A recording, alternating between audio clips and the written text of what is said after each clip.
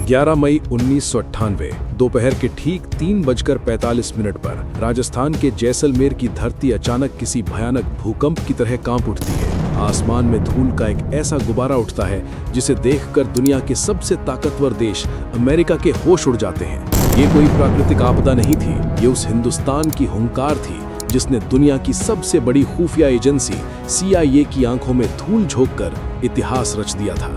आज की कहानी उस सीक्रेट मिशन की है जिसके बारे में अटल बिहारी वाजपेयी और डॉक्टर APJ अब्दुल कलाम के अलावा मुट्ठी भर लोगों को ही पता था। एक ऐसा मिशन जिसने रातों रात भारत को परमाणु शक्ति बना दिया। कहानी शुरू होती है 1995 में। भारत परमाणु परीक्षण करना चाहता था, लेकिन अमेरिकी सैटेलाइट्स ने भारत की तैयारी को पकड़ लिया। अंतर्राष्ट्रीय दबाव में भारत को एक कदम पीछे खींचने पड़े, क्योंकि अमेरिका को लगा कि उसने भारत के हाथ बांध दिए हैं। लेकिन 1998 में जब अटल बिहारी वाजपेयी प्रधानमंत्री बने तो उन्होंने डॉक्टर कलाम और R चिदंबरम को एक गुप्त संदेश भेजा, तैयारी शुरू करो। चुनौती हिमालय से भी बड़ी थी।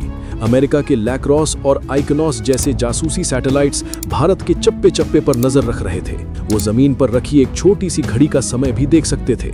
ऐसे में हजारों टन उपकरण और सैकड़ों वैज्ञानिकों को पोखरण ले जाना किसी नामुमकिन मिशन जैसा लग रहा था। लेकिन इस मिशन की सबसे बड़ी वजह सीमा पार छिपी थी। अप्रैल 1998 में पाकिस्तान ने गौरी मिसाइल का सफल परीक्षण किया था। इस मिसाइल का नाम एक ऐसे आक्रांता पर रखा गया था जिसने भारत पर हमला किया था, जो सीधा सीधा भारत को उकसाने जैसा था। भारतीय खुफिया एजेंसी रॉ की रिपोर्ट कह रही थी कि पाकिस्तान किसी भी वक्त परमाणु धमाका कर सकता है। अगर भारत ने अभी कदम नहीं उठाया तो शक्ति का संतुलन हमेशा के लिए बिगड़ जाएगा और भारत के लिए ये करो या मरो की स्थिति थी। दिल्ली के गलियारों में ये डर बना था कि कहीं पाकिस्तान हमसे पहले परमाणु शक्ति न बन जाए। इसी खौफ और जरूरत ने ऑपरेशन शक्ति को जन्म दिया। यहीं से शुरू होता है इस मिशन का सबसे रहस्यमयी हिस्सा। वैज्ञानिकों ने तय किया कि वे वैज्ञानिक नहीं बल्कि सेना के जवान बनकर काम करेंगे। भारत के महान वैज्ञानिक डॉक्टर APJ अब्दुल कलाम बन गए major general Prithviraj. R Chidambaram को कोड नाम दिया गया नटराज। पोखरण के रेगिस्तान में तैनात असली सैनिकों को भी नहीं पता था कि उनके बीच काम कर रहे लोग देश के सबसे बड़े वैज्ञानिक हैं। वे आपस में भी कोड लैंग्वेज में बात करते थे। अगर किसी को फाइलें भेजनी होती तो उस पर किसी लैब का नाम नहीं बल्कि ताजमहल या कुंभकर्ण जैसे कोड वर्ड्स लिखे जाते थे। अक्सर हमें लगता है कि ये सिर्फ 4-5 लोगों का काम था, लेकिन असलियत और भी चौंकाने वाली है। इस मिशन के पीछे करीब 80 से 100 मुख्य वैज्ञानिक और इंजीनियरों की एक कोर टीम थी। लेकिन अगर हम सहायक स्टाफ, सेना के जवानों और लॉजिस्टिक्स टीम को जोड़ दें तो इस पूरे मिशन में करीब 1000 से 2000 लोग प्रत्यक्ष या अप्रत्यक्ष रूप से शामिल थे। हैरानी की बात यह है कि इन 2000 लोगों में से सिर्फ 5 से 7 लोगों को ही पूरे सच का पता था। बाकी लोग सिर्फ अपने छोटे से हिस्से पर काम कर रहे थे। एक वैज्ञानिक को लगता था कि वो सिर्फ खुदाई की मशीन चेक कर रहा है, तो दूसरे को लगता था कि वो सिर्फ वायरलेस सिग्नल टेस्ट कर रहा है। सुरक्षा की ऐसी परतें बनाई गई थी कि अगर कोई पकड़ा भी जाए तो वो पूरा राज ना उगल सके।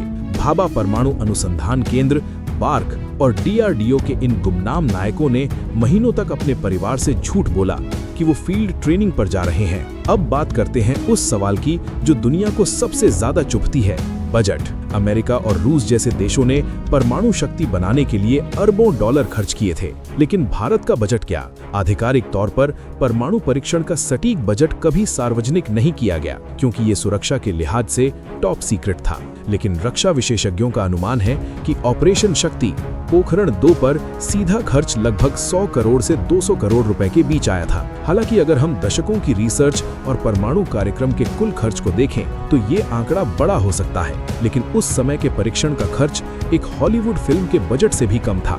दुनिया हैरान थी कि कैसे एक देश जो उस समय आर्थिक रूप से संघर्ष कर रहा था, उसने इतने कम खर्च में हाइड्रोजन बम जैसी तकनीक विकसित कर ली। ये भारतीय वैज्ञानिकों की जुगाड़ नहीं बल्कि किफायती इंजीनियरिंग का कमाल था। हमने महंगे विदेशी उपकरणों की जगह स्वदेशी तकनीक का इस्तेमाल किया, जिससे लागत 10 गुना कम हो गई। सबसे चौंकाने वाला हिस्सा था अमेरिकी सैटेलाइट्स को चकमा देना। वैज्ञानिकों ने सैटेलाइट्स के गुजरने के समय का बारीकी से अध्ययन किया। उन्हें पता था कि किस समय आसमान से उन पर नजर रखी जा रही है। जैसे ही सैटेलाइट भारत के ऊपर से गुजरता तो सारा काम रोक दिया जाता था, उपकरण छिपा दिए जाते और सब कुछ ऐसा कर दिया जाता था जैसे वहां कुछ हो ही नहीं रहा हो।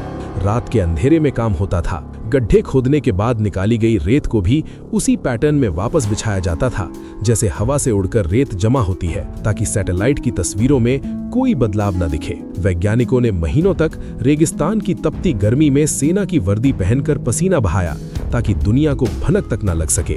सैटेलाइट से बचने के लिए वैज्ञानिक सिर्फ दिन में ही नहीं रुकते थे, बल्कि उन्हें जमीन के नीचे 150 मीटर गहरे कुएं भी खोदने थे। ये कुएं LST यानी एल शेप टनल की तरह थे। चुनौती ये थी कि खुदाई से निकलने वाली हजारों टन मिट्टी को कहां छुपाया जाए। अगर मिट्टी का ढेर बाहर दिखता तो अमेरिकी सैटेलाइट तुरंत पकड़ लेते कि यहाँ कुछ बड़ा निर्माण हो रहा है। वैज्ञानिकों ने एक मास्टर प्लान बनाया। मिट्टी को छोटे छोटे टीलों में बदलकर उस पर सूखी झाड़ियां लगा दी ताकि ऊपर से देखने पर वो रेगिस्तान का प्राकृतिक हिस्सा लगे। मिट्टी ढोने वाले ट्रकों के टायरों के निशान भी हर रात मिटा दिए जाते थे। ये भारत के इंजीनियर्स और वैज्ञानिकों का वो जुनून था जो दुनिया की नजरों से दूर पाताल लोक तैयार कर रहा था। पोखरण 2 सिर्फ एक सामान्य परमाणु परीक्षण नहीं था, इसमें सबसे बड़ा रहस्य था शक्ति 1 यानी भारत का पहला थर्मोन्यूक्लियर या हाइड्रोजन बम। ये साधारण परमाणु बम से 1000 गुना ज्यादा ताकतवर हो सकता था। वैज्ञानिकों के पास गलती की कोई गुंजाइश नहीं थी।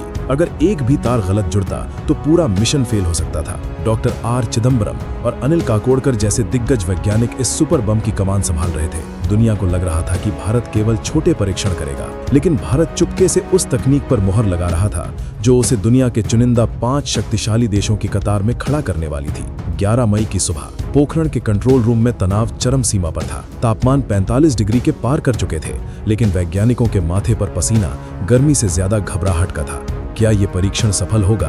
क्या दुनिया हमें माफ करेगी? अग्नि और पृथ्वी मिसाइलों के जनक डॉक्टर कलाम और उनकी टीम ने अंतिम चेकअप पूरा किया। शाफ्ट के अंदर डिवाइस फिट कर दिए गए थे। 3 अलग-अलग कुओं में परमाणु बम रखे गए थे। दोपहर 3:45 में डॉक्टर के संथानम ने अंतिम बटन दबाया। कुछ सेकंड का सन्नाटा और फिर एक जोरदार धमाका हुआ। जमीन के नीचे हुए विस्फोट ने रेगिस्तान को 20 फीट ऊपर तक उछाल दिया। विस्फोट इतना ताकतवर था कि रिक्टर स्केल पर इसकी तीव्रता 5.3 मापी गई। जब तक अमेरिका के सैटेलाइट्स अपनी अगली तस्वीर लेते, भारत अपना काम कर चुका था। शाम को प्रधानमंत्री अटल बिहारी वाजपेयी ने दिल्ली में प्रेस कॉन्फ्रेंस बुलाई और उनके चेहरे पर एक अजीब सी शांति और गर्व था। उन्होंने सिर्फ 3 वाक्य कहे, आज भारत ने पोखरण में 3 भूमिगत परमाणु परीक्षण किए हैं, ये सफल रहे। इन शब्दों ने पूरी दुनिया को हिलाकर रख दिया। CIA के हेडक्वार्टर में मातम छा गया। दुनिया का सबसे ताकतवर देश एक विकासशील देश की चतुराई के सामने हार चुका था।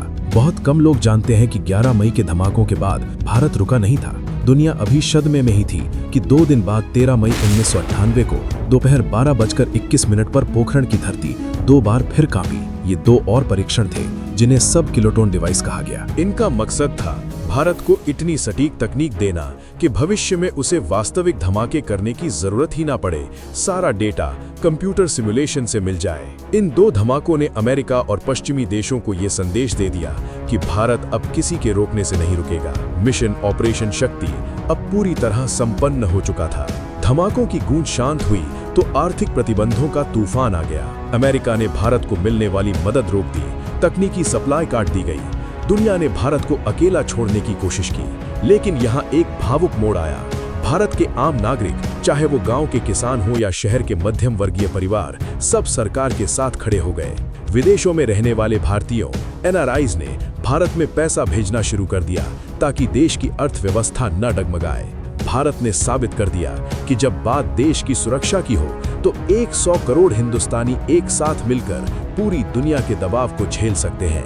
ये सिर्फ वैज्ञानिकों की नहीं, हर भारतीय के हौसले की जीत थी। इसके बाद भारत पर कई आर्थिक पाबंदियां लगाई गईं, लेकिन भारत झुका नहीं। पोखरण 2 सिर्फ एक परमाणु परीक्षण नहीं था, बल्कि ये भारत के आत्मसम्मान की जीत थी। ये कहानी है उन गुमनाम नायकों की जिन्होंने वर्दी पहनकर अपनी पहचान छिपाई और अपनी नींद कुर्बान कर दी ताकि आने वाली पीढ़ियां एक सुरक्षित और शक्तिशाली देश में सो सकें। आज भी जब पोखरण की रेत उड़ती है तो वो डॉक्टर कलाम और उनके साथियों की उस मेहनत की गवाही देती है जिसने भारत को परमाणु संपन्न राष्ट्रों की कतार में सबसे आगे खड़ा कर दिया।